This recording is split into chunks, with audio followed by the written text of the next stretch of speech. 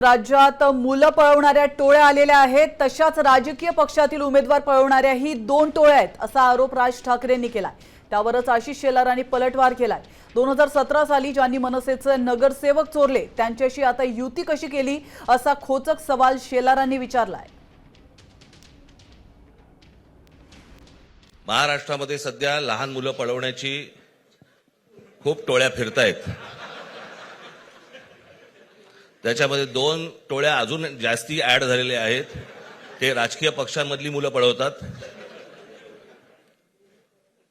आणि जे निवडणुका लढवणार आहेत त्या लढवणाऱ्या सर्व उमेदवारांना दोन्ही पक्षांकडनं उमेदवारी दिली जाईल। मुले पळवणारी टोळी मुंबईत फिरते, आता उमेदवार पळवतील। इतिहासात शाळेमध्ये आम्ही शिकलोय आणि मराठी शाळेत शिकलोय,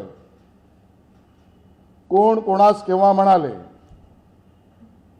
मग राज ठाकरेजी उत्तर द्या, तुम्ही जेव्हा पळवा पळवीचा प्रश्न उपस्थित करताय त्यावेळेला बाजूला बसलेल्या उद्धवजींना विचारा ना, माझे नगरसेवक कसे पळवले। मी नगरसेवक पळवणाऱ्या टोळीच्या म्होरक्याबरोबर तुमची हात मिळवणी आहे।